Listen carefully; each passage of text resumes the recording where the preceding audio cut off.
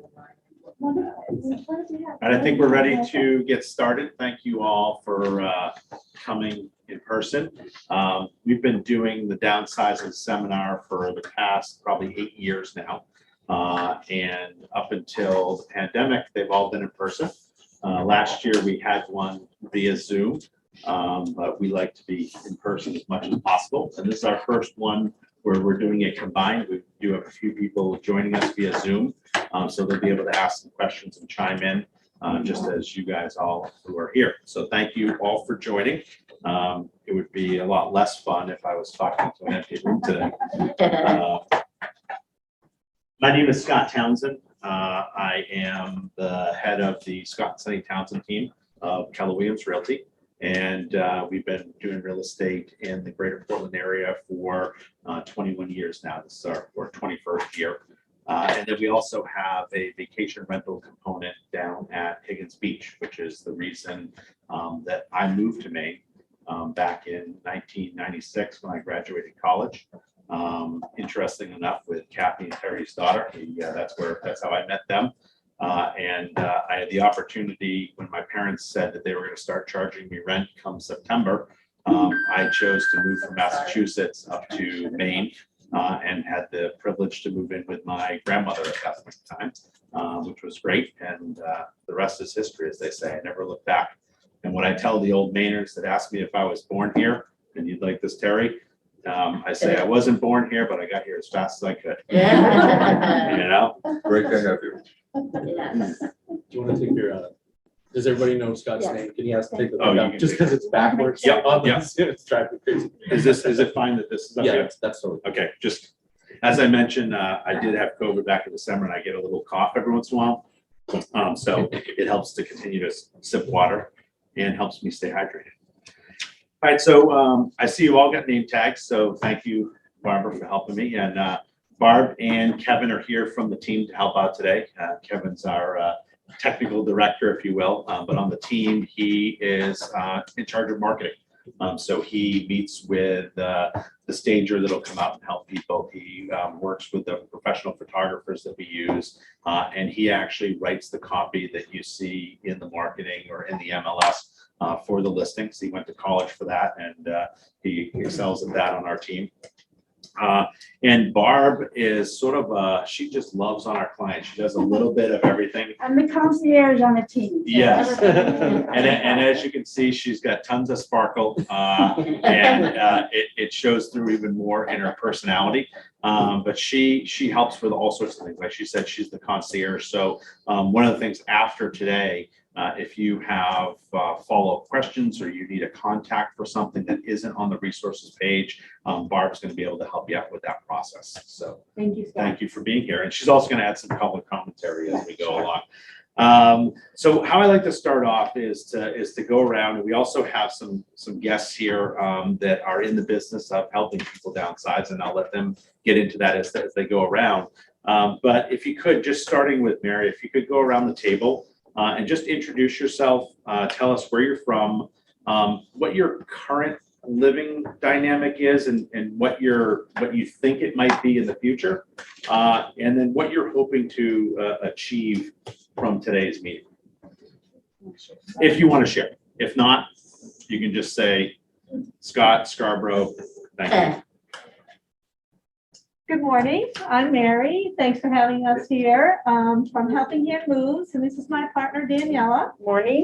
We had the pleasure of working with Scott about a year and a half ago when my family home, of which my father lived in 67 years, had to go on the market. And Daniela helped me achieve that goal. And through that process, we determined that we wanted to do this as a business and help other people in Maine that don't have enough boots on the ground to help them get through a very important time in their life. So we'll be here after Scott's presentation is over to tell you what we can do to help you transition from the home you're in to the next place you're going. And we offer free consultations in your house, no obligation to just hear your story and help you figure out how to get where you're going next. Thank you. And I'm Daniela Baldoni. I'm Mary's business partner and friend.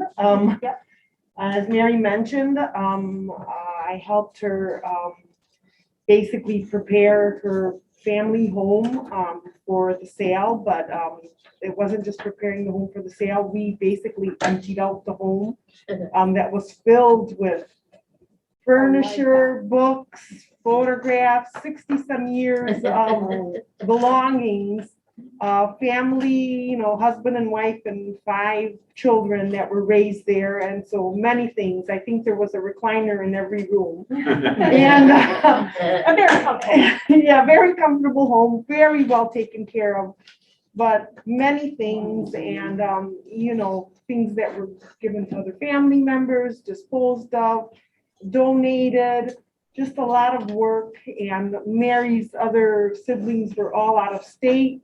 And so it was a difficult time, so to say. And she reached out to me as a friend and a resource. And we just, rolled up our sleeves, got everything done. We enjoyed it. And it was gratifying. It was gratifying. And we thought, well, we want to do this because there are so many families that don't have people that don't have family close by and that are in that situation. And we started the business, and it's gratifying to see that we can be of support to so many people. So like Mary said, we're here for any questions afterwards, and we're happy to answer. Thank you. I'm Ron from Scarborough. I'm a hoarder. My wife of 52 years is a neat freak. Thank you. You won't have to speak then because he just spoke for you. I was gonna say, that's a whole other conversation. I'm Carol from Gray, and my husband and I retired. We're looking to downsize. I've got a big 5-bedroom gambrel right now that's full of stuff and clutter. I'm just trying to weed through and get rid of stuff. My husband wants to haul in a dumpster and get rid of everything all at once, and I struggle with that more than he does. So we've got a lot of stuff to get rid of. We've been looking for a house up in the Gray, Gloucester, Wyndham area. My daughter wants to buy my house. But we're trying to find a house to go to. We're struggling with that because the prices are insane right now and inventory is not there. And we've been putting offers out. I've got at least 6 offers. We've got 40, 50, 60,000 over the asking price, and we're getting nowhere. Yeah. And the market is just, it's a tough time. But in the meantime, I've got a house full of stuff and clutter that I need to figure out what to do. I always saved it because I thought, oh, the kids will want this someday, the grandchildren. I still have toys, and my daughter's 30, and they don't want anything. So Yeah. I need to try away from it. So yeah, so we're looking to buy something up in the Gray Wyndham, the Gloucester area. Excellent. We're gonna touch upon all the things that you brought up at Cool in the Market. Yeah. Thank you for sharing. I'm Millie, I'm Carol's friend. She's kind of been pushing me because I moved I had an adorable house that I love, but I swear to God, the basement is haunted. It kept flooding. So, and I bought high. So I sold in 2015 low. 2016, I lost 70 grand. A woman flipped it and made 70 grand. And I moved to my grandparents, which not realizing I was going to be permanently disabled, which I am in the process of retiring for disability, almost done. It's taken 8 years. Mhm. And the house I'm in is not good for somebody with my disability. It's my grandparents, been in my family 100 years. But it's got so many stairs. I've fallen on 3 out of 4 flights. Oh, It's horrible, and I'm by myself. well, it's good you're reaching out for help. This is great. It's a lot of stuff to get rid of. Yeah. I've got the funny stuff, like I did theater, I have a whole thing of wigs, I've got costumes, I've got pageant gowns, I mean, I've got stuff that's really fun for somebody, but I just certainly don't need it anymore. So Millie, just to understand a little context, and thank you for sharing, are you the only one living in the house? And was it like you own the home? It Okay. was transferred through, I cared for my elderly uncle for 8 years, millionaire, and my cousin got all the money, so it's one of those kind of stories. Yeah, but the house is in your It name. is so- my nightmare. Okay, well, I mean, it's all part of the process, and everyone, and we appreciate the sharing. And everyone's situation is going to be a little bit different. And, today is going to be, sort of an overview, just to kind of help people get in the spot of moving forward. And I always say that the best thing is that you're all here, which means you're proactive. And maybe you wanted to do something 5, 6 years ago, 10 years ago, but you're here now. So that's the important stuff. And then we can help you through our resources individually, because everyone's situation is different, get you on the path that you need to get to your next point. Well, on a positive note, I'm working with a Keller Williams agent. Perfect. I met with another one. I feel a little guilty, but it just happened quickly that I worked with this one and I liked her. And I didn't think I could even pre-qualify for financing because when all this happened, I shut off all my accounts because I was afraid of not having work to pay credit cards and stuff. So I paid them all off. So the good thing is, I have no debt, but I also have no credit now. Yeah. But I actually pre-qualified because of assets, which I didn't even think I would pre-qualify. Which is great. That's a whole nother class about the credit scores and debt and all that stuff. Which I need to take, but I wouldn't have even looked. I thought there's no way, I'm just stuck in this nightmare, but I had somebody push me a little. That's what it takes. That's what it Yeah. takes. So thank you for being here. So, I'm Sue, I'm in Scarborough, and I have very similar stories. I have a 2-story house, which I don't need anymore. I basically live downstairs, the upstairs is just heated to keep the pipes from freezing. Yeah. I have a dog, so that's gotta go with me. But I also have all of the ancestral belongings. Yep. That nobody wants. Yeah. It's like, well, we have to keep this for so-and-so and that for so-and-so, and let them divide it. Nobody wants it. Yeah. And everybody's out of state. So I've kind of got the mix. And I'll be calling you. There you go. You're first on my Yeah. list. I'm happy with all the gills. Yeah. And that is the reality. Yeah. I'm sure a lot of you have items from your parents and your grandparents, family heirlooms, plus stuff that you've acquired throughout your life. And the reality is, if you do have children and grandchildren, they may want a piece or two from a memory standpoint. But the generation now is very different from your generation and your parents' generation. And it's also kind of understanding that. And I'm sure Mary and Danielle can help more with getting rid of those items and moving them on to people that do appreciate them. And then one of the things that we've seen, I can't remember the name, we'll have to find, there's a company in Portland, because I need to do it with my wedding video, that will take old videos and the recorder tapes that you may not have a device to play, and either put them on a DVD or a flash drive. And because it takes up a lot less space, and it's the kind of thing that you can put in a safety deposit box or leave to your children that won't take up really any room. So there are options out there to kind of have some of the legacy live on without the bulk and clutter. Hi, I'm Sherry. I'm from Standish. I have a unique problem. My spouse does not want to leave. We live in a 3-story house, which is got 2 sets of stairs up and down. We've got a shed, a garage full of stuff over the garage. We've got a shed that he has that is full of furniture and all his stuff. But he said he's leaving in a pine box. And I'm having trouble navigating the stairs, and he's just very resistant. So I'm just here just to kind of pick up some tips and maybe start downsizing. Yep. Scott, did we sell a house with a husband left behind? No, that would drastically decrease your value. Well, maybe he left me in line, let me tell you. Yeah. Wait a minute, that's getting I carried can't away. do that because he's sitting right here. Well, these two are brother and sister, and you can see I'm sitting in the middle. Which means I love them both. But I think it's 15 at last count of totes in the basement of just Christmas stuff. So you can just well imagine what else we've got. And I think, Scott, you mentioned when I talked to you on the phone that I mean, we were brought up right after the Depression. And so we say, oh, what if we might need that tomorrow?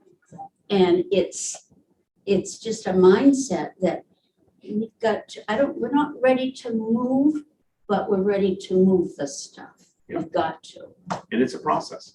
And that's what we're here to help you with. And whether it's something that you want to achieve this year, next year, within the next 5 years, or even if you end up aging in place, and we'll talk a little bit about that, which is the pine box theory.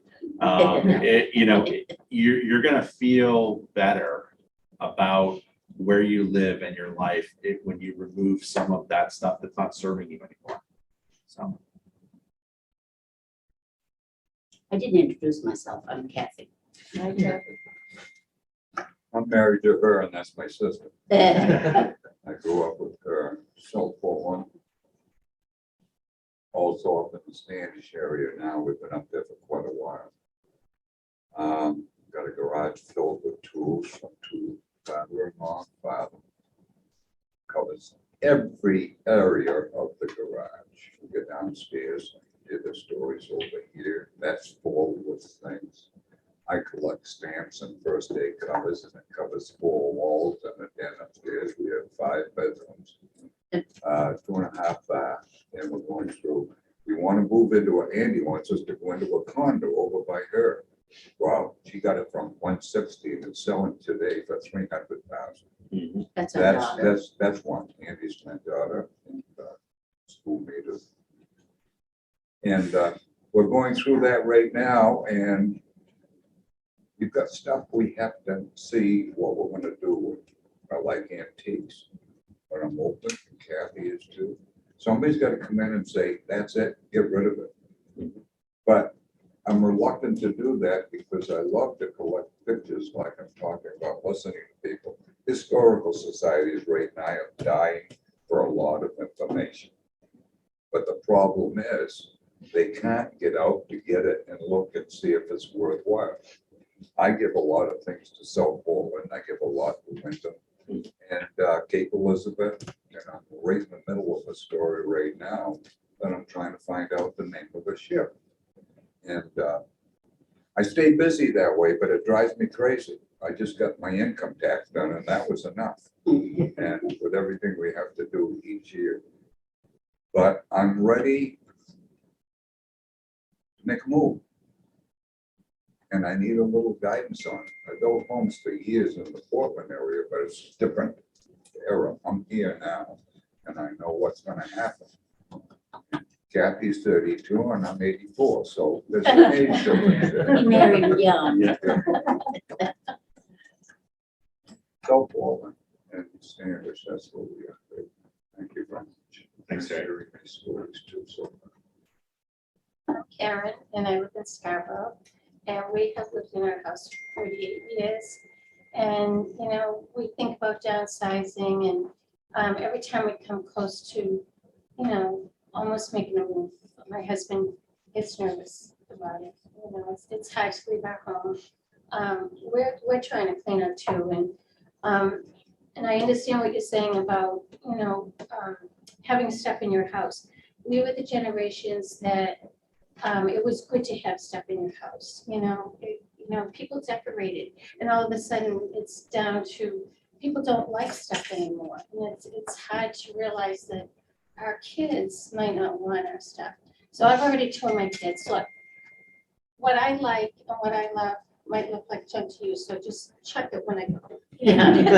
Just get rid of it. And you know, there are things that some of my kids want, like photos and stuff, and but there's a lot of photos. So I like the idea of, you know, doing the DVDs or whatever you're talking about. Yeah. So anyway, if the right thing came up and the price was right, we cringe at the price. We live in a split right now that we love, and we love our neighborhood, but if something came up, we would go. So, and I'm the one that collects things in my day, so. Yeah, so, but anyway, if I can pick up a few tips today, or get some ideas on what to do or where to go, then, you know, this is great. Excellent. Thank you. Hello, my name's David. This is my lovely wife Donna. We live down at Pine Point. We've been down there about 25 years. And we've been carrying stuff in for 25 years. And I think we've got it just about right. But Donna doesn't agree with me. And we hope to be empty nesters within a couple of years. And so we're here to find out, how do we get rid of all this stuff that we've carried into the house for 25 years? I'm Donna Cleves, and as you know, this is my wonderful husband, David. And David, right now, our plan is we're gonna be moving in about 3 years, is the plan. But the plan initially was to move about 2 years ago. But then our youngest daughter, with her daughter, moved in. So we're helping to raise a 15-year-old at this point. And you felt that, didn't you? And she's in Scarborough High School and she wants to stay there. So the plan is right now to try to stay in the house, but we've got a couple of problems. David and I are getting to the point, when we were sold the house over 20 years ago, the real estate agent said, you're gonna have trouble with those stairs someday. And we went, oh, yeah, right. Well, we're having trouble with the stairs. And everything you guys have all mentioned is what we're going through. Our biggest thing right now is, our number one thing right now is to clean out the cellar. David's having a really hard time. I'll find things that I've thrown away that he picked back out, and I'll find them back in the cellar 2 months later. So we need to know, I keep telling him, the kids don't want it, you're right. A lot of it's junk. 75% of what's down there is probably junk. And we had a person come in for mold mitigation. We had a problem with mold about 3 years ago, and he came in and he said, you don't have a bad problem with mold. He said, but we're gonna come in and clean it up. And I said, not yet, because the more stuff you have, the more it costs. We've got to clean out that stuff. The kids don't want it. He's having a really hard time getting rid of it. So, and one big thing is we have things like stamp collections, card collections, like baseball cards, things like that. We have no idea who to call to get rid of this stuff. And it's not about the money we're going to get for it. It's like, if it is worth something, great. If it's not, tell us so that we can heap it. But we have no idea where to start. So that's the right place. We've got some resources to share. Excellent. Excellent, because that's what we need to do is empty our cellar. Yeah. Thank you. Hi, my name is Miriam. I live in Scarborough. I'm here by accident. I came to the library. And he was just shutting the door there, and I thought, wait a minute, this might be a sign that I should pay attention. I'm on the waiting list at, oh God, what do I keep? The one up in Falmouth. I keep losing the name, which might be a sign, right? Ocean View? Thank you. Yeah, every time I come to say it, I don't know, that might be a sign that I'm not meant to live there. I've been on the list for several years. Wow. And probably at the top of the list, I actually got a phone call at one point. And I can't make that decision. There are things about staying here that are good. There are things about moving that are good. People who are smart say you should go soon before you need it, because then you're in trouble if you really need a place to be, and you'll have no place. But I look out my back window, and I look at the lawn, I look at the trees in the back. I don't give that up. I'm not a gardener. I have a gardener, but there's not that much greenery around the houses there, at Ocean View. I honestly am having a really hard time. At one point, I thought, okay, let me dig into stuff that I don't think I want, and at least get that out. I can't do it. What do I do with it? Everybody here is saying the same thing. I don't know what to do with it. If I knew it was trash, I could throw out a little bit every week. But then some of the stuff I want to get rid of, you have to take it to Westbrook. I mean, it's not that easy. So I'm trying to decide what to do. I think a main factor driving me out of here is how hard it is now to get people to help. When I moved here, I had a series of handymen who were really good, and they each one aged out and stopped doing it. And, you know, for a while now, as probably a lot of you know, you can't find people. So, you know, having the responsibility of a house, I live, it's a senior community, but it's not, they don't take care of everything. You know, if I need a contractor, it's on me, I have to find somebody. So I'm just kind of stuck in indecision really.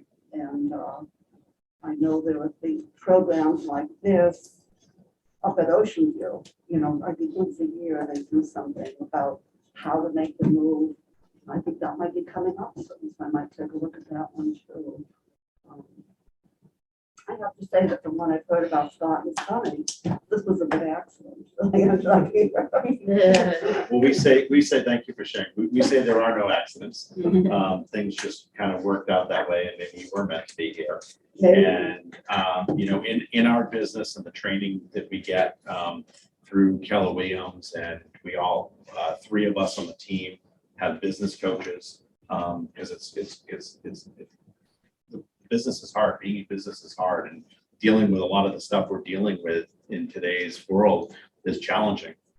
So we have people that help us through, and a lot of what they have us do is think about, you know, mindset and mind shift. And I heard you mention, you know, looking out your window and seeing the trees, and you don't want to give that up. Yeah. And just one of the things to think about when you leave here and when you're in your home is don't think about what you're giving up. Start thinking about what you might be gaining by moving to Ocean View. Whether it's the safety and the security, not having the stress of trying to find a handyman to do maintenance in your home, not having to worry about, well, what if something does happen to me and then I'm forced to make a decision I'm not prepared to. So think about what you might be gaining, and that might help draw you towards where you're going, not keep you back where you are. Well, I have a daughter who's pushing me. Yeah, that's good. She doesn't want anything bad to happen, and she'll be responsible. Right? Yeah, and That's that, important. and I think you mentioned that, you know, so there's people that say that you want to be proactive about it. Yeah. And we've helped people at their highest highs and their lowest lows. And that is the number one piece of advice that if you take anything away from today is to be proactive and start now, because the longer you wait, the more overwhelming it can be. And to the ability that you can do stuff now, that ability is going to be less later on. None of us are getting any younger. I mean, my wife at 48 just got a complete hip replacement last year. And that changed, you know, mobility in the home for while she was recovering. We're not getting any younger. So these things that we're looking to do and need to do, they only become harder and more overwhelming. So the earlier you can do them, the better off you are. What is the time? Okay, let's say I found a place, no, the right place turned up at Ocean View this spring. What is the usual transition time that it takes to get rid of a house full of stuff and, you know, just deal with it all? So that depends on you, your support network, Okay. and your resources. I mean, you know, we've had homes ready in less than a week, but that involves 3 dumpsters and a crew of people with some muscle that can go unload everything. But as far as going through that process, that's going to depend on how much stuff you have and how much time you have to focus on getting that stuff out and how much of a priority. I've got one client that, you know, nothing's really changed. They talk about the things that they want to do, but between the meetings, nothing has changed. Sort of like, you know, I mean, I'm a bigger guy. It's sort of like I'm interested in losing weight, but am I committed to it? I'm pretty much the same weight I've been for the past several years. Nothing's necessarily changing. And that happens with homes too. So it has to be your commitment to it and your support network. And we can help coach you through that process. Just like if someone does, and I'll use that analogy again, if someone does want to lose weight and get in shape, it's a lot easier to have someone that there's an accountability partner that'll go and meet you at the gym to go work out. Or like Carol and Millie, you guys are friends. It's kind of like your accountability partners. You know, if someone's having a tough day, you know, you can pick the other person up and help them out, and then they can come over and help you out. That makes it a lot easier and a lot more fun. And then once you're ready to go, We'll talk a little bit more in detail about the sales process, but once you're ready to go and the home is ready, that can be relatively quick in this market. Closings on average are around 30 days from the date it goes under contract. So really, it's only when you tell us green light go, it's max, it's about 6 weeks that you can be out of your home. And then we also have other things that can keep you in your home after a closing, but we'll touch upon that a little bit later. I was told at one point that houses where I live, which is Magnolia. Yep. Oh, yeah. Subdivision, that they are in very high demand. Very high And demand. A couple of years ago, people were knocking at my door. Yep. And if that is still the case, that's good to know. Yeah, it's great. Yeah, you're most of you, and we talk about home values being up. Just remember that the value of your home is also increasing. A rising tide floats all ships. So the places that you're looking at are becoming more expensive, but your home is appreciated in value. And so keep that in mind as well. And yes, in that area of Scarborough for single level living, a lot of the important stuff is taken care of, like lawn and driveway, things like that. But you still have some independence. Your property is in quite a bit of demand. So it's more about your readiness to move out and getting your home ready. So thank you for Okay, I'll sharing. have to go home and talk to myself. There you go. And your daughter. And that's the other thing. From this is sort of step one. And some of you already have brokers, some of you may not. You may take the information and do nothing today. Some of you may want to have a individual follow-up question where it would be, in this particular case, it would make sense for me to come over and meet with you and your daughter. If she local? She is, but I'm not sure I want to bring her into this at this point. Well, Think about that one. So part of that is and it's up to you. That can be a second meeting, but we like to get family involved because they're the support network. And you said that your daughter wants you to move, and she's concerned about you living on your own. Well, she's going to be able to help you out, and let her do that for you. Because look at how much, and I don't know your history, but, look at how much you've done for her over the years, especially when she was younger and growing up and the things that you taught her. She wants to be able to give back and help you and make sure that you're okay. I know that. Yeah. I So, know that. perfect. All right. We've got a few folks on Zoom. I'm going to unmute them. So Lisa, if you don't, sorry. You don't mind unmuting and letting us know why you're here? Hi, I'm Lisa Howard. I am actually in Evanston, Illinois, and I rent every fall with my husband, Scott, at Hagen's Beach. So we've met Scott before. And I'm just here because I'm curious and do have a lot of stuff to get rid of, but I'm always keeping my eye out for property in Maine, specifically around the Scarborough area. And just here to learn and listen. So that's about it about me. Make it quick. Thank you, Lisa. Sure. And Linda, do you want to tell us why you're here? Sure. My name's Linda, and I live in Scarborough, right down the road from Barbara there. And I have a lovely large home and a good piece of property, and realize that at some point I'm going to want to downsize to a single living, a single floor, smaller piece of property. So I'm really not in any hurry, but I know I need to start the planning process while I'm, still in my right mind, so to speak. But the other piece of the equation is that although I am not an empty nester, one of the reasons for that is that my two young adult children who are, gainfully employed, they can't find a place to buy in Southern Maine because we would have considered as a starter home back in the day when you were buying your first one is now financially out of reach for them. So I guess I'm just here to learn more about, I know I need to get rid of this stuff, but also learn more about where you see the market trending and, what's going to be, 5 years from now. where you see things going, especially the Scarborough area, because it's growing so quickly. And I see a lot of large homes going up, but I'm not seeing a lot of the, smaller downsizing type homes for myself. So thank you very much for having me. Yeah, thanks, Linda. We're going to talk a little bit about the market towards the end. And as the full disclaimer, my crystal ball is broken. Oh, come on now. I'll just give you my thoughts on what I'm seeing. And then, who knows what'll happen. One person, there's no name, but we do have one more person via Zoom. Do you want to unmute? Let us know where you're here. Hi, Scott. This is Nick. I used to live in Higgins Beach, and I got the email, and my father is actually going to be moving to Florida soon. So he doesn't throw anything away, and I have no idea how we're going to make this move happen.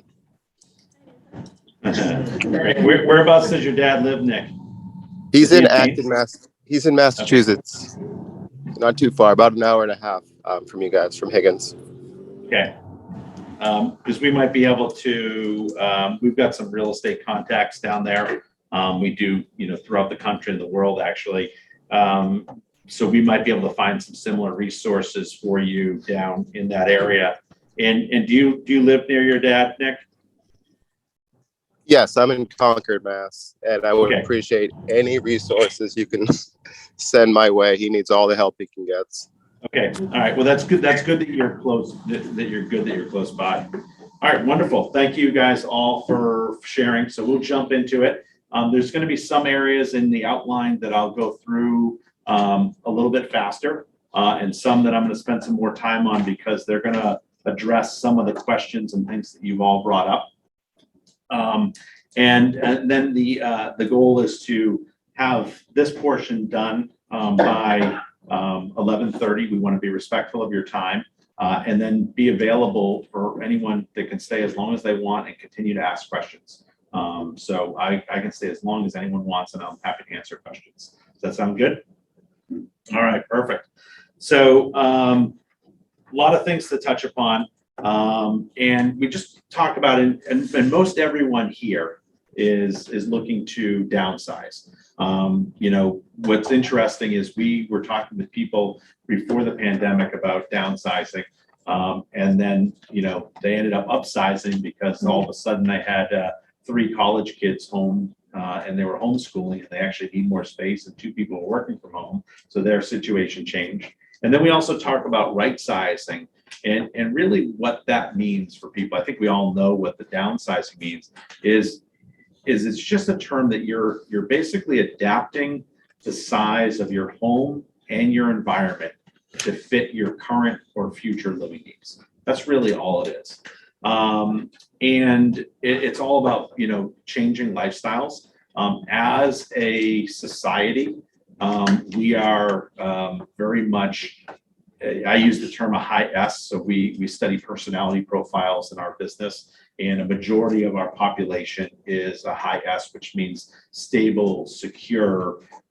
It's the reason why chain restaurants do so well, because you can go to an Olive Garden in California and then go to an Olive Garden in Maine and know that you're going to get a fairly consistent same meal that you would, because as a society, that brings us comfort. Part of the reason why we don't want to leave our homes or go through that change is just because of our personality profiles. And you're not alone, because that's the most common personality profile in our country. But a lot of times it's for simplified living, and it may just be to get away from all the stuff that we've accumulated throughout our lives. Single level living, it could be a mobility issue. Or just simplifying. It's nicer to have everything on one floor. You don't need as big of a home. And then we've got some folks, and maybe here that I call it being geographically strategic, but some people may want to spend some of their time in a warmer climate or a different climate than in Maine in the wintertime. We all know it's a beautiful place in the summer, but come December, January, it can be a little dark around here and cold. Another reason to downsize are the cost savings. A smaller home presumably is going to be less taxes. Terry and I were just talking about heating oil and what it costs to fill the tank. If you have a smaller home, it's going to be less to heat, a smaller electric bill, smaller to paint the outside if it's a single family home, less money to put a new roof on it. Your insurance will be less and presumably less repairs. We talked a little bit about cost, and for some of you, new construction may be a great option.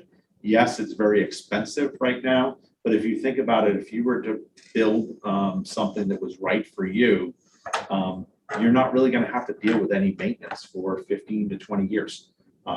Whereas an older home, there's constant maintenance that needs to be done. Painting, rot, roof repair.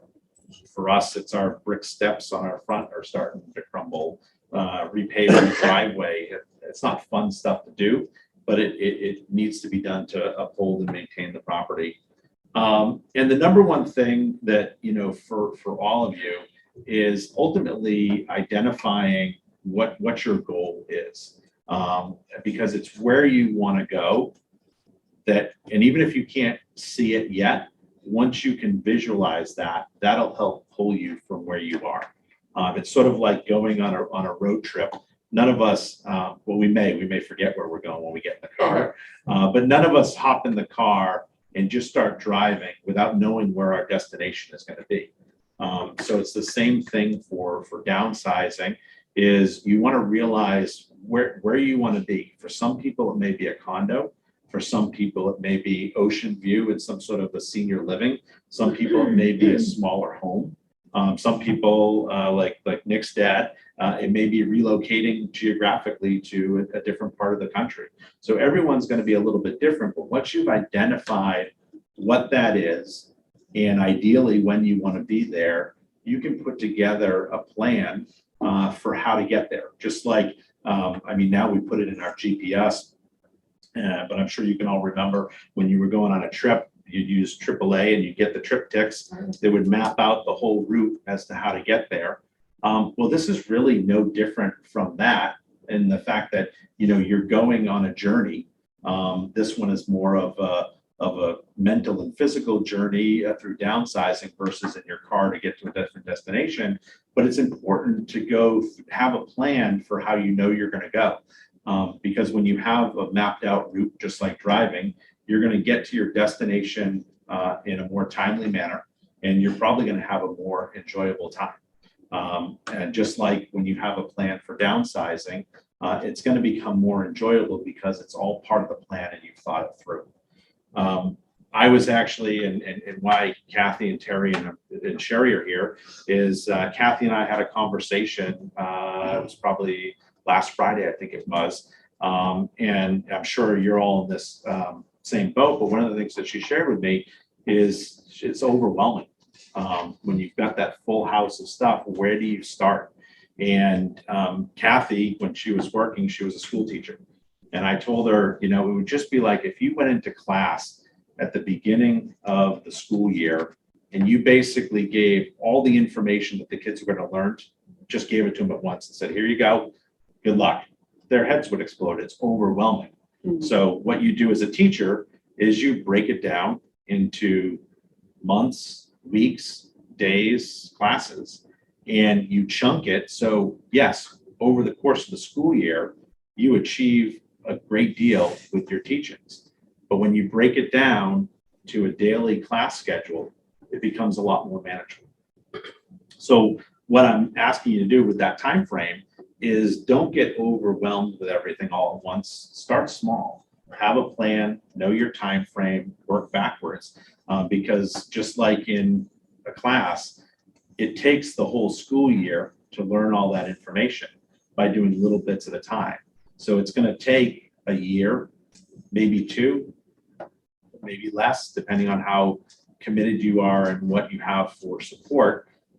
Either volunteer through family and friends or paid through services like Mary and Daniela and other services out there to basically help you go through that process. But the biggest advice I can give is break it down small and start with one room at a time. And maybe it's the easiest room that needs the least amount of work, and stay focused just on that room. And I learned this lesson when I was trying to clean out my garage, and I was bringing stuff from the garage down to the basement. And then 45 minutes later, I'm down in the basement doing something, and I forgot why I was even down there. And it totally distracted me from my goal of cleaning out the garage. And for those of you in here that are hoarders and collect stuff, just so you know, you're not alone. I am as well. We have a 2-car garage, and the rule is that my wife is able to park in it. And that sometimes is a challenge. So I myself have to take some of my own advice and take the time to actually do it. So you're not alone. I just want to let you know that. But what I learned in doing that, yes, Terry? Hoarding and collecting are two different animals. I've seen some of these hoarding shows on TV. I know it's the extreme, but the Yes. thing is, your father is involved, or your father-in-law, or, antiques and things like that. It's the collections that get me. And what do I have? I'd love to go to the historical societies like I do, and I get it, and they take everything they can get, because that's living for a lot of people. Yep. Especially going back in the past, like in Westbrook, the fire at Rexall, 1900, beautiful things like that. Yeah, and there is a difference between those two. You're a hoarder, I'm a collector. It's a fine line.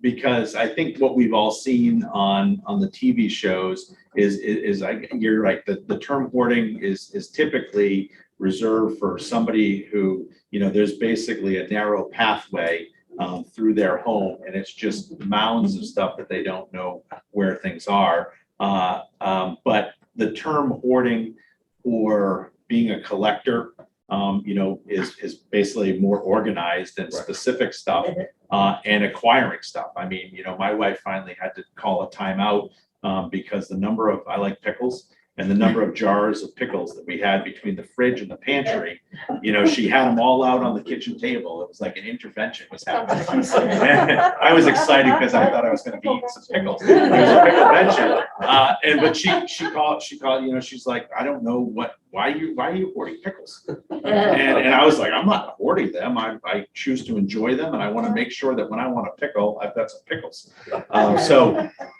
But again, I guess the term, and not classifying it as hoarding or collector, it's basically acquiring items or having items that don't necessarily serve us on a daily basis, or that are keeping us from that next step that we want to go to.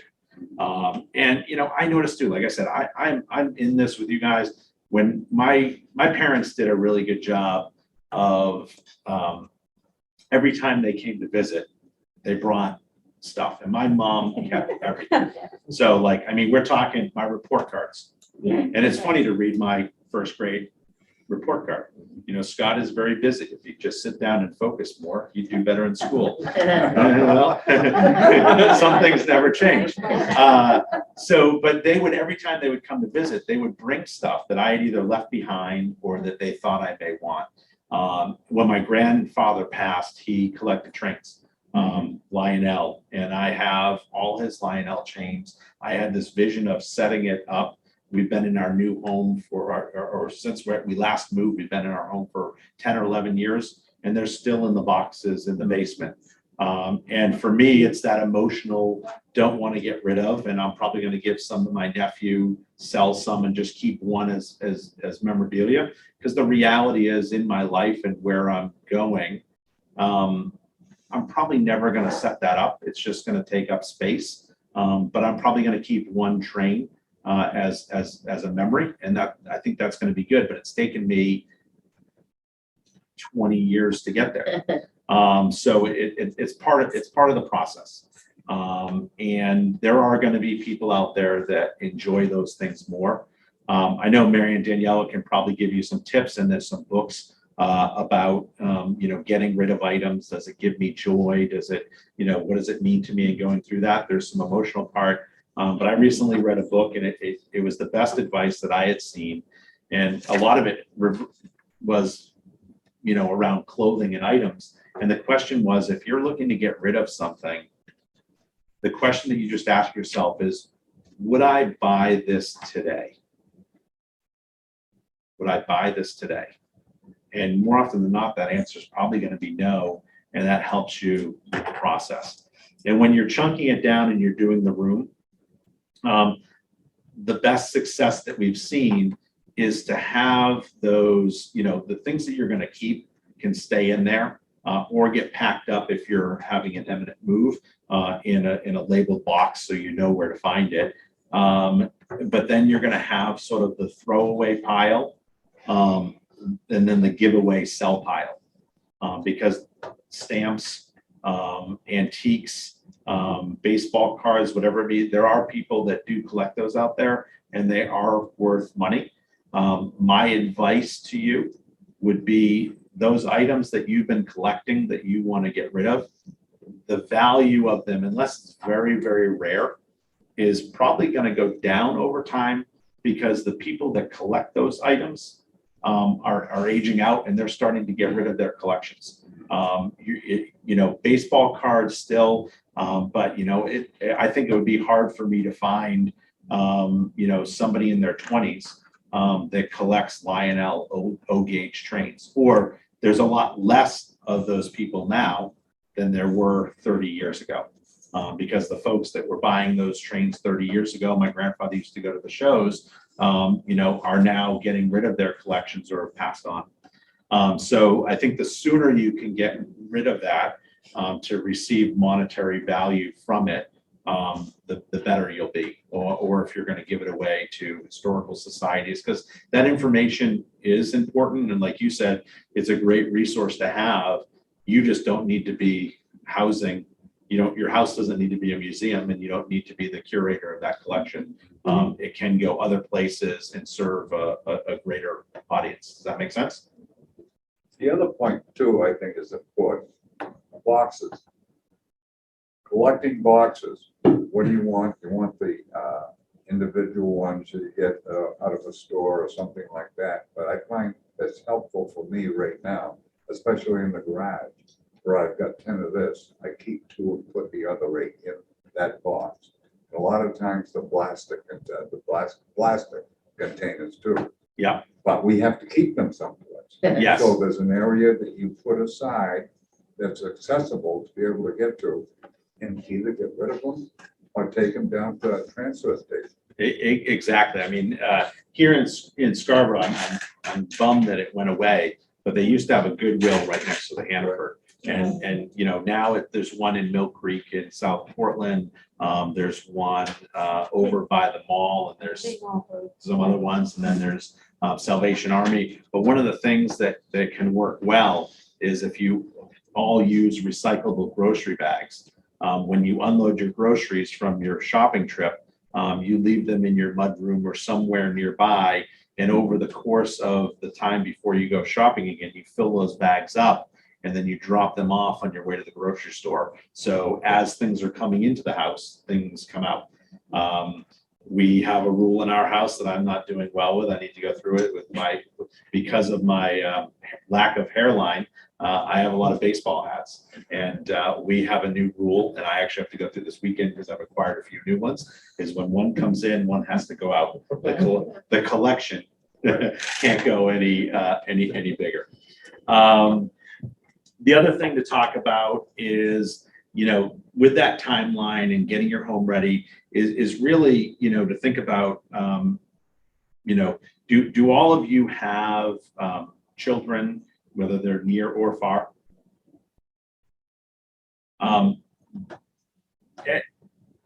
Think about them in today's world. There's a lot, it's very different from when you were growing up. It seems like a lot of it's busy with nothing, with cell phones and social media and everything, but our lives are busier. And if something were to happen to you, and they were to have to deal with all your belongings and stuff, you want to make that easier for them, because chances are they're probably going to want to get rid of it as quick as possible so that they can have some closure and move on. And if they're out of the area, it's, I mean, I've told him that gives me the horrors, yeah, because Yeah. they're just gonna throw everything. yeah, And there might be a little bit that they really want, they don't even realize. exactly. Sorry to interrupt. No, but that's great. And the things that they want, maybe have them, take them now and have some enjoyment out of it. I think right now they kind of have the feeling like, oh, you're never gonna die, you're never gonna move, it'll be there. Well, it may not be there, or, something may happen tomorrow, and then you guys have to go and take care of all that, and I don't want you to have to do that. Exactly.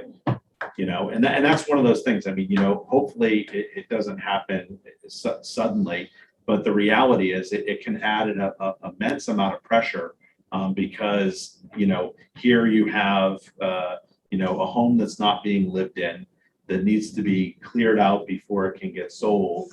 And whether your kids are local or not, that still adds a lot of pressure on. One of the best things that happened was after my grandparents had died, my parents spent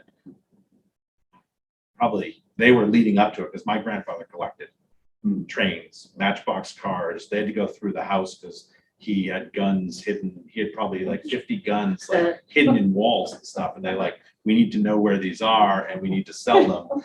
But after that had happened, my parents said, we are going to start clearing out our stuff because we don't want you to have to go through what we went through. And I just said, thank you very much. So did that? Yes, they are still doing it. They still, every time they come up, they still bring stuff up when they visit. But they're also getting older now. And my dad just had a heart attack about 6 weeks ago, so he's slowing down. So now, my sister and brother-in-law and myself and my wife, we're having to help out with more stuff. I'm going to be going down after Easter to help take down a old swimming pool so that things start to clear out for them and make their lives a little bit easier. So that'll be one less thing that they have to maintain. Are you going to talk about hitting one area in particular? Get that taken care of, move to the next one. Yep. Then the next one. And then I my insanity is starting to show, as far as dishes and dresses and things like that, would be a lot better. And I'm saying, as you're talking, if I could get myself like in the garage, just do it, put it over here, Dad, whatever. I need one, that's all. Yeah. Put it over here and get rid of it. I like what you're doing right there. Yeah. Well, there's a reason that they have a business. They're filling a need in our society. It's people need help with this process, and this is a whole other sidebar. But we are a consumer society. We've been taught to consume. We've been taught to buy. There's the marketers out there in the world are brilliant. You have to get a new iPhone every couple of years, keeping up with the Joneses, the cars, and people want what other people want. That happens. It's that whole process. But yes, you're exactly right. I recommend starting small. There's two schools of thought. One school is you start with the garage and you get all that crap out of there because there's probably a bunch of stuff that you're not using in there. And then you have an area that you can stage and bring stuff to. So when you're cleaning out a room, if you've got an empty garage, you can clearly have 3 piles and you're not getting distracted when you go in there. The other school of thought is to start small, because even a garage can be overwhelming for some people and can take quite a bit of time. So to start with the room that may need the least amount of work, to get that done, because that is rewarding. You feel good. You've checked off a box and now you can move forward. So only you can decide what's right for you. But the biggest advice that I can give is to stay focused on one room and don't get distracted. Keep those piles and then move them to the different areas. The other thing is too, what you folks are doing is like 211. We know what 911 is. 211 tells you all the agencies, both for aged and everything that's available, like you folks are doing. And what you're doing right now, if you registered with 211 and somebody is going through what we're doing, be Scotty, line up Scotty, but and they could call you and say, this is available. here's the number, and do it. Thank you. Why do I say that? I'm volunteering police services, Cumberland County Sheriff's Office. And I see a lot of this, I'm going to be talking in 211. And I bet you, if I hadn't have said this right now, how many will raise their hand and say, I know what 211 is? See what I mean? Well, I do. Yeah, well, I Yeah. told you. And the point being is, that is an agency, and it tells you all the agencies that are available as far as that's concerned. And you're right on the nickel as far as what. That's good. I wanted to say that. Yeah, thank you. Scott, So- I liked your idea. We have a den and the walls are covered with bookshelves full of books. Mhm. And you had made the comment that might be the room to start with. Yeah. And I know, I was pleased that you said some people still want books. Yeah, I mean, and you'd have to call around because not all libraries are accepting books right Right. now. Goodwill Yeah. does, though. Scarborough Library, this library has a wonderful Friends of the Library, and we have a book sale every year. They're not accepting donations yet, but we raise over $10,000 every year.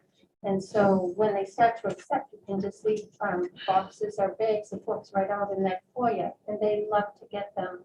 There are tons of people that, book sale is wonderful. So many people It's come. good to know. Yeah. Thank you. Yeah. Yeah. And, Oh, yeah. yeah. Yeah, so in your local communities, it might be, for Carroll up in Gray, I would check with the closest library to you, because it may not be, Twice a year, except COVID.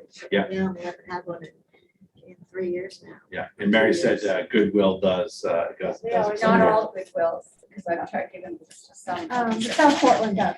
I mean, at the main mall, yeah. One over the Oh, main yeah, mall, yeah, and they're not yeah. always open either. That's why Yeah. it's a hard time to They're a little get more rid of them. consistent now. Yeah, I think Yeah, things are but it's starting to always open up. makes sense to I call went it 3 out. times last week. Yeah, they Yeah. Oh, no. Yeah.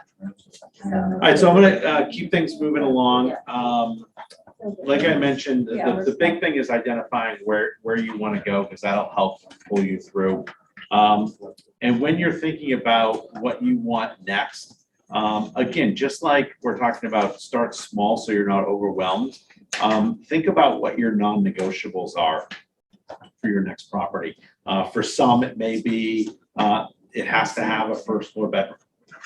For some, it may be proximity to children or grandchildren, which is very important as we all start to age. And for others, it may be something as simple as, I never want to deal with snow again. So does that mean you're moving to a warmer climate? Or does that mean you're hiring somebody to take care of all the snow or moving into a condo? Notes right on it. Yeah, and you guys can take some notes right there. For the sake of time, I do want to keep some things moving along because, no, that's good. I like the questions. I think that's probably the best part of this because it's very individualized to each of you. What we do is we go through sort of a 5-step seller program. The step 1 is the initial consultation. And that's where we gather some information about you, about your situation, about what you're looking for.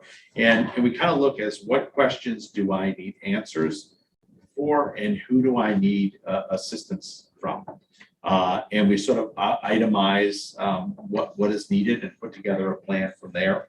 And it may have to do with tax implications regarding a sale. It may have to involve a financial planner, an elder attorney.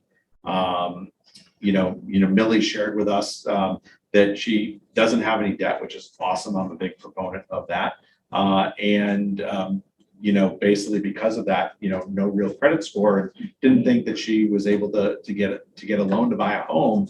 But there are resources out there to explore. And now there's sort of a light for you and something to look forward to. So it may involve them. We just had a client yesterday that was trying to figure out how to buy a property. They were trying to figure out how to do it cash so they could be in a strong buying position. And they were going to be selling a bunch of stocks that they owned. And I recommended that they had a conversation with their financial planner because if they had sold those stocks, there was going to be a capital gains event.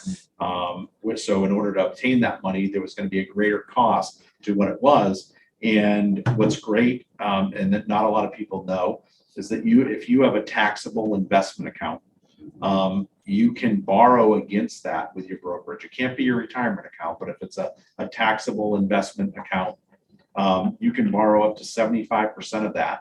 And the last interest rate that I saw from Morgan Stanley, I got an email about it for ours, was I could borrow against that portfolio at 2.5% and get the money within a matter of several days to go secure a property versus, so I would be a cash buyer if I had made an offer, in this case, these clients, versus obtaining a mortgage for a primary residence right now, which is about 4.25%, and not having to sell those stocks and incur the capital gains. So just by asking some questions, talking with the people that know the best, these clients were provided with some options that they didn't know that they had.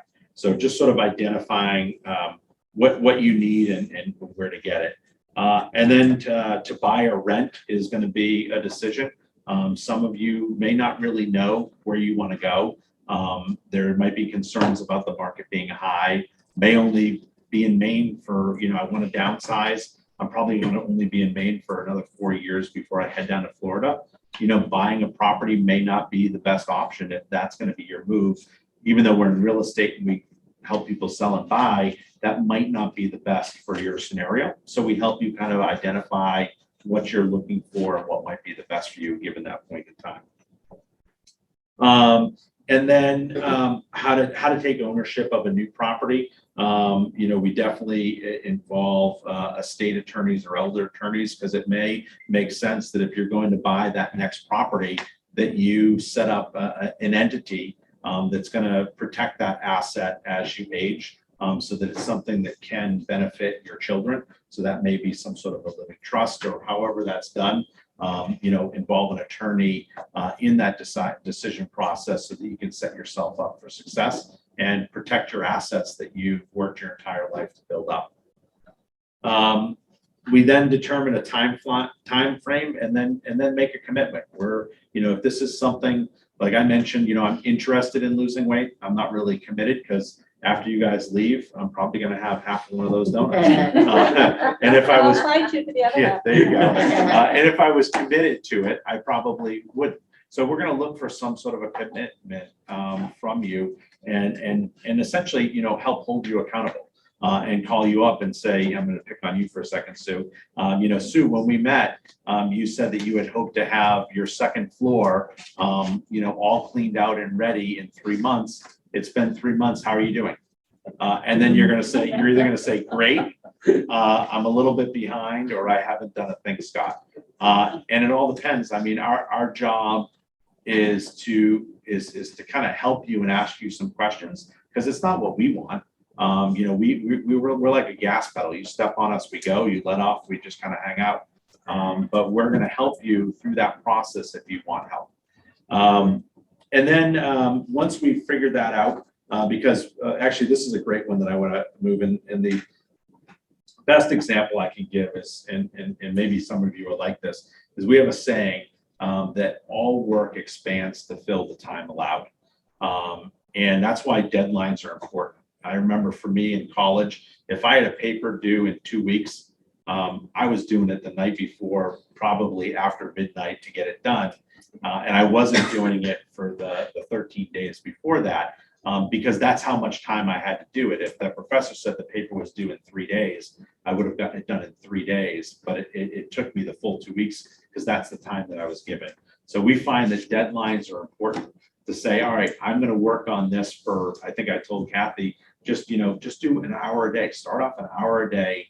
That's not a huge commitment. And then you get some momentum. Getting organized and taking inventory. I'm going to have Barb just for a moment, just kind of talk about some of the resources that we have available to help you out with that process. Yeah, absolutely. Thank you, Scott.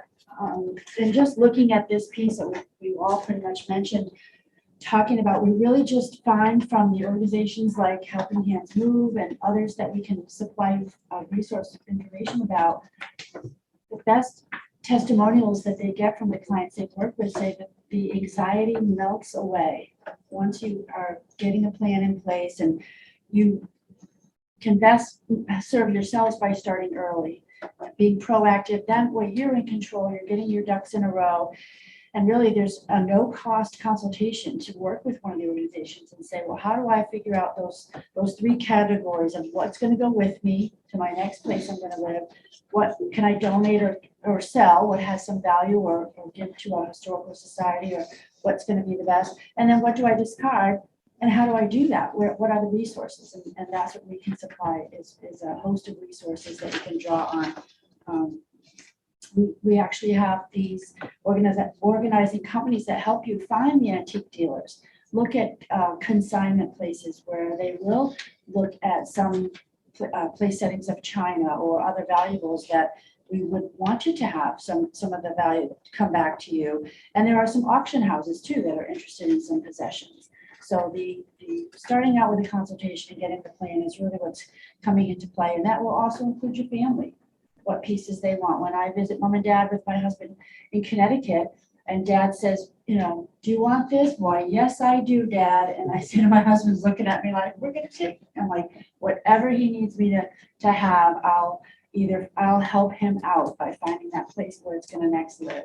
And hopefully that's not heaven, but you know what? Sometimes that's all it really needs is to have the burden lifted from him. So happy to have these companies kind of consult with you. They'll do as much as you want or as little as you want. That they've helped with packing, they've helped with moving and unpacking at the new place. Very, very considerate of what your plan is, because every time we meet with people and start them in the steps toward moving to their new place, it's a tailored plan specific to you on your timeline and what's most important and matters to you. So take that into consideration, that by being here today, you're looking at getting that information just to take the next little step. And, you know, when we all go home and we organize our junk drawer, we have Scott to thank for it. And then we move on to the spice cabinet and whatever else we can do to check off those achievements. So Yeah. we're in good shape, yeah. Awesome. Thanks, Barb. Yeah, I'm very fortunate that my mom is, I say it's OCD. She's a bit of a neat freak. And every time she comes, she likes to be busy. So I give her a job. She goes through my pantry. And the pickles. She goes through, well, it's only stuff that's out of date. And she'll say like, you know, Scott, this expired in 2019. Why do you still have it? And I said, well, didn't you clean this out last year? Why is it still here? And she loves laundry. So we just let her go to town. And she has a little thing that she does with her spices where every year when she goes through, she takes a red pen and she puts a slash one way, the next year a slash the other way, and then the third year she gets rid of them. But that's my mom. She's got a system and it works for her.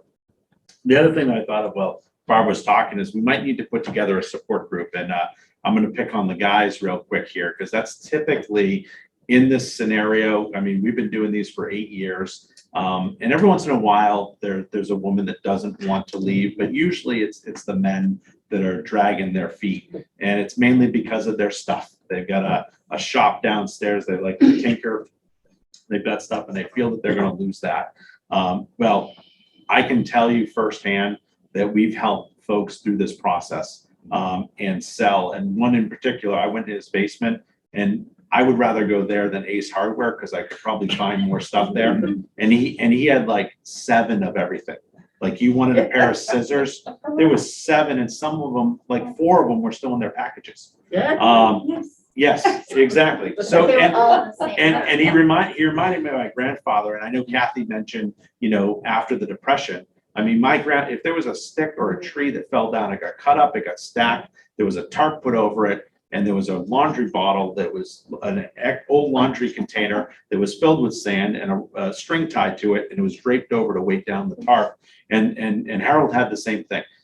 His backyard, nothing went to waste. And it took them a little while to get where they needed to go. But they're in a lovely condo. It does have a basement, so he's able to have a small workshop. And anytime I see him, what he says to me is, I wish I had done it sooner. And I can tell you, it's hard seeing it from this perspective. But I know his wife is a lot happier. So happy wife, happy life.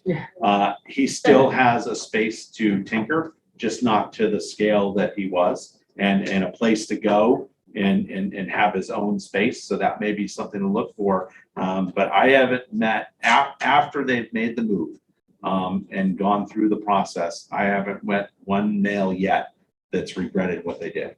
It's just getting over that hurdle psychologically and getting there. So we might have to have a support group. I have a question too, and I will get resources and maybe offline after I can get resources, because I'm in that situation where I'm in an older house that hasn't had any work done in years. And I just looked and stuck my toe in the water looking what's out there, and I wasn't impressed. So I'm thinking, geez, my house doesn't look so bad if I fix a few things. But there's so many projects, you know, I'm afraid to spend the money to work on some things that you're not even gonna see the money. And then I won't have the deposit to put onto a place. So somebody that can give me ideas on how to prioritize, like maybe doing some things where I stay where I am for a little bit until something pops up that on the market. Yeah, and that's certainly like, you know, one of the things here that we're going to talk generally, because if you have an agreement with a broker, you know, or you're not a client, I really can't give you that level of advice. So if you are signed up with a broker, I've been talking to a couple because I really literally a week ago. Yeah. And just happened to see a cute house, put a bid on it, and it went. Yeah. So, and I looked at maybe 5 of them, a couple different brokers, and I was like a little disgusted with what was available for the money. Yeah. So, you know, I'm going to jump a little bit to, we're starting to get to getting the property ready, marketing and sale. So one of the things that we always talk about with our team is strategy.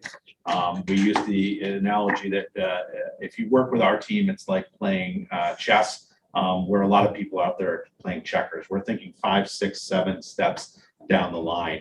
So for you, some things to think about and some questions that you want to just ask yourself is, by making some of the improvements to the home, does that make your living situation better? You know, you mentioned unfortunately falling down the stairs, and I'm sorry to hear about that. Well, I don't even have a kitchen in the house. I gutted it, and then the contractors all left.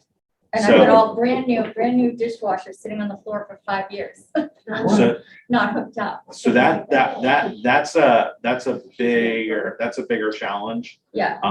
And without knowing and this is where we kind of go from here. It's too much to get into in this class. Right. But without knowing everything and all that we're working with, it's hard for me to, or somebody to put together a plan for you. But I think that's really what needs to happen. And it may be a scenario where you sell the home, find a rental option temporarily so that you are in a home with a kitchen, or find an interim solution so that you can be in a stronger position when you're buying. Again, without knowing all the details, it's hard, but there are options for you. You just need to be fully open with whoever you're working with and look at all the resources available, because there are ones out there. Yeah, because I felt like it was a little cart before the horse, but in some ways it's easier to just get a place and then you take what you want and then just call the gut junk people to get rid of it. I did that before. Yeah. And it worked. Yeah, but for some of you, and we'll kind of talk a little bit about that, because I want to be respectful of time. You know, everyone knows what staging is and you know what you can do. The market right now is very different from what it was a few years ago.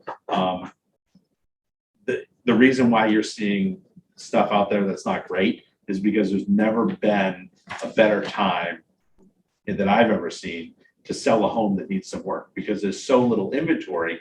Buyers are looking past that. It's the most slanted, and hopefully there's some sort of a balance, because I don't think it's good for anybody in the long run, but it's very slanted towards the seller. But you can use that to your advantage. We have some sellers that are closing. It's a quick close. It puts them in a stronger financial position for buying, and they're able to stay in their home after closing for 60 days. So we have, because it's such a seller slanted market, going back 4 or 5 years ago, that was not happening. When the sale happened, you know, the house was empty, a broom swept, and you were out. And then if it shifts to where it's a very buyer advantage market, if the market ever shifts, you might see situations where buyers are actually moving in before closing because the buyer has the advantage. Right now, it's very much on the seller side. But everyone's situation is different, and that's where we kind of unpack it is, do you have to sell your current property to buy the next one? Is that where your money is tied up in that property? If so, how do we do that and make you more attractive out there for the properties that you're looking to buy? Do you have the ability to pay cash for a property or use a margin account or something like that to be able to secure that next property so that you can move in just what you're taking? Some of the best scenarios that I'm seeing lately are folks that are actually moving into, unfortunately she left, but we had some clients that were moving into Ocean View. So they're not in a multiple offer situation. They're not dealing with the current real estate market of buying. They've got all the benefits of the seller market, but they don't have the stresses of the buying market. Those folks tend to be doing the best in this market right now. But again, we've never had a client go homeless. We come together, we create a strategy, and we work with you to get you to that next stage. Let's see here. Wanted to touch upon the market a little bit because I know we had a couple of questions on what the market trends are. And let me get to my updated data because I'm working off my old notes. And what was great to see is prior to this, I just want to share with you guys that I was looking through my notes previously from when I've posted these before, and I would write down the people that came and a little bit of their story. And it was great going through and seeing folks that had first come to this class that are now moved on. And they're in a much better living situation than they went through the whole process. It wasn't easy. You know what my business coach says, choose your hard. Staying in your current home is hard. Doing all the work to get it ready and move is hard. Choose your hard. So it's great to see the progress that people have made. There is some additional information in your packet, a little bit about our sales team. It's not just me. We have 13 other great folks that are able to help throughout the process. And you've met 2 of them today. Not to mention all of our affiliate resources, just like Mary and Daniela. And one of the things that I do want to mention, I was going to mention when you're introducing yourself, is with that situation, Mary is one of 5. And Mary lives locally. Her father's house or her parents' house that they grew up in was local. She did have some family come from out of state to help, but honestly, if Mary wasn't here and didn't have the resources that she did, the help from Daniela, the time to be able to do it, the process would have gone a lot longer. The home would have sat empty probably throughout the winter, which was more expenses, more costs. There could have been a freeze up or a burst pipe without somebody living there that could cause damage and more stress. So to have that situation, your family is very fortunate for the work that you were able to do to help move on. And also in that process for them, it helped, once that's done, it helped give them closure through the whole process. Was that correct, Mary? Yeah, it was a great process, and it just happened to happen at a time where I was available to do the work, Daniela as well, and we both discovered a new passion for our future career and took the time to plan the business, do some education, and waited for those vaccines to come out. And once we were double boosted, we were in business, and we've been very fortunate to be busy and having just wonderful clients the whole time. Just making new friends and working with great people. We love hearing the stories and love to help people with the decision making and just lightening the burden. Yeah, it's of doing it, gratifying. because it's an exciting journey, and you've got great things to look forward to, and we just help people not get bogged down in getting where they're going next. So. Yeah, almost like a coach. Yeah, It's gratifying to see that tension just melt away. Yeah, no, great. Thank you for that. So jumping into the market, I've got some info here on just sort of what's going on in Cumberland County stats, but I'm going to take it just kind of a bigger picture.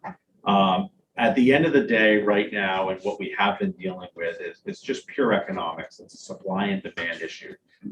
There's much greater demand than there is supply, and that's causing that increase in housing. And what I've been telling people that everyone has to live somewhere. What I think is going to happen, I don't think this is going to go away anytime soon. What happened in 08, 09 was fueled by the mortgage crisis. And, you know, a lot of people ended up panicking and selling and short selling because for them, that was the choice that they had to make. What I say is you only get hurt if you jump off the roller coaster while it's still going. The people that held their properties throughout that and are now selling them or are now making money instead of selling them. But again, it's an individual decision. But what ended up happening is when 08, 09 hit, a lot of builders, the people that are producing new inventory, they got hurt pretty bad financially. And anytime that happens, and even with lending afterwards, you know, if you're a bank and you're loaning money, and then 8 out of the 10 loans that you loaned went bad, the next time you loan money, you're going to be very cautious. So those builders that got hurt or caught overextended, many who went out of business, they were slower to get back into it. But during that time period, the population grew and the need for housing continued to rise, but there wasn't new inventory coming on the market. So we're still not caught up from the last downturn that we had for inventory. You're seeing tons of housing going up. You're seeing apartments going up and they're filling up like that. We're starting to see and have been seeing multiple offers for rentals. The good rentals out there, people are offering to pay a year in full cash. They're offering more than you're asking for a monthly rent because there's just not enough inventory out there. So I don't see that changing. In spite of everything that happened last year with all the people that have passed on naturally and due to COVID, the world population grew by 74 million. Now, obviously, those are all babies that 20 some odd years now need someplace to live. But going back, 20 years from today, I don't know how much the population grew. Families grow. You need more space to live. I don't necessarily see things slowing down. I know that the Federal Reserve is trying to pump the brakes a little bit to combat inflation by raising interest rates, raising interest even higher for second home purchases so that it's harder for somebody to buy a second home than it is and gives more opportunity to the people that are going to be buying for their primary residences. There's also larger scale stuff economically that's going on throughout the world that we won't get into. But at the end of the day, it boils down to everybody has to live somewhere. And unless we have more product, new construction coming into the market, I think that we're going to see this going on for quite some time.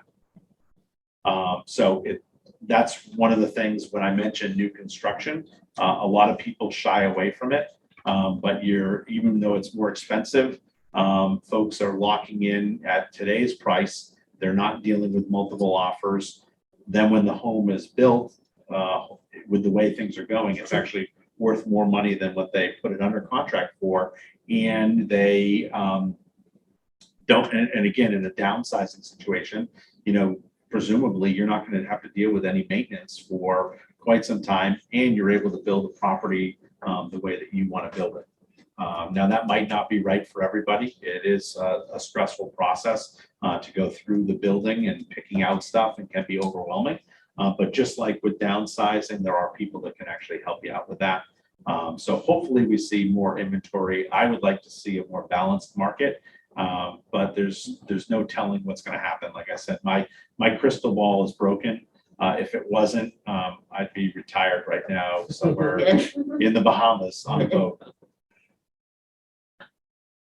So pretty much that's it for what I had to go through.